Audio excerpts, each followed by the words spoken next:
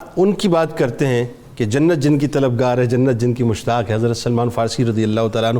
میں تو جب پڑھتا ہوں، آپ یقین مانیے سلمان فارسی رضی اللہ تعالیٰ عنہ کو، وہ ایک بات ہے نا کہ پہنچی وہیں پہ خاک جہاں کا خمیر تھا.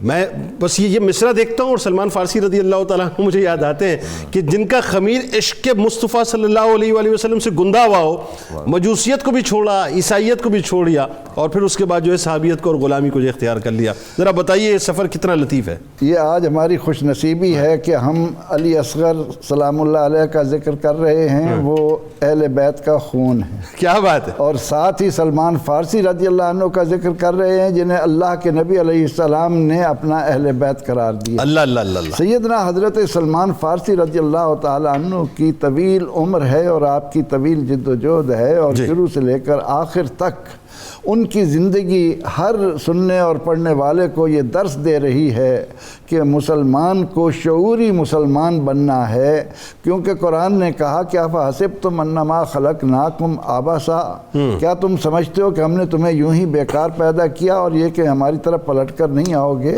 جب ہم مقصد کے لیے پیدا ہوئے ہیں تو اللہ کے نبی علیہ الصلاۃ والتسلیم نے اپنے صحابہ رضی اللہ عنہم کو ایک ایک کو ستارہ قرار دیا جو اپنے رشد و ہدایت کا ایک خزانہ لیے ہوئے ہے.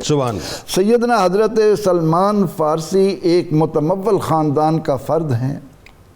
آپ کا خاندان، آپ کے والد ذمہ دار بھی ہیں اور مذہبی طور پر آتش پرست ہونے کی بنا پر آتش کدہ بھی ان کے پاس ہے.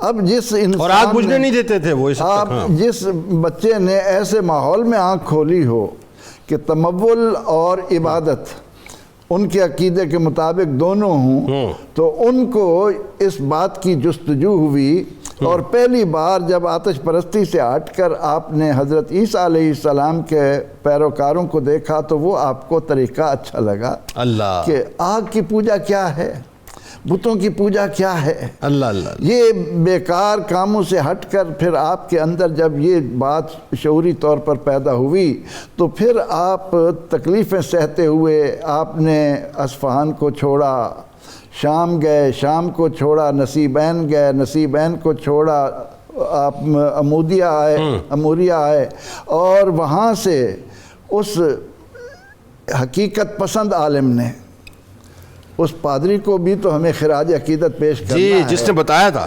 جس نے حقائق دنیا کے سامنے رکھے کہ قیامت تک آنے والے عیسائیوں کبھی بھی حق کو چھپانے کی کوشش. واہ واہ واہ، سبحان اللہ. بہت اچھا نقطہ ہے. وَتَكْتُمُونَ الْحَقَّ وَأَنْتُمْ تَعْلَمُونَ. بہت اچھا نقطہ ہے. انہوں نے اپنی زندگی میں سلمان فارسی رضی اللہ عنہ کو بتا دیا کہ جس حق کی تلاش ہے وہ وہاں ملے گا. اب یہاں یہ باب ختم ہوا، اب باب محمد صلی اللہ علیہ وسلم کھل رہا ہے. وہاں تک پہنچنے کی کوشش کرو، وہاں تمہاری ساری مرادیں بر آئیں گی، تم باغ ہو جاؤ گے، تمہیں وہ چیز ملے گی کہ جس کا تم تصور بھی نہیں کر سکتے.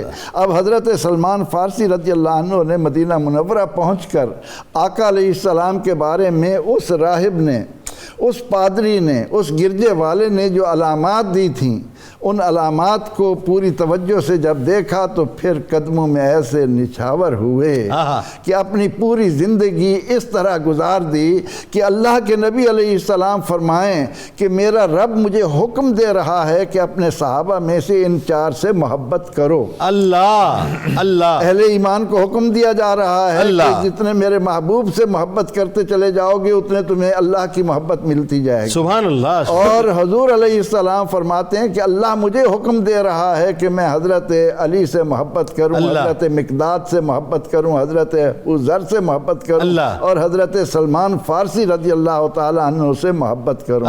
تو سیدنا حضرت سلمان فارسی رضی اللہ تعالی عنہ نے ایمان قبول کر کے اپنے آپ کو جن مراحل سے گزارا تو نبی اکرم رحمت عالم صلی اللہ علیہ وسلم کے ساتھ ایسی محبت کی کہ اللہ کے نبی علیہ السلام عشاء کے بعد بھی آپ کو اتنی دیر رکھتے تھے کہ ازواج مطہرات کہتی ہیں کہ ہمیں لگتا کہ شاید آج ہمارا حصہ بھی سلمان لے جائیں گے.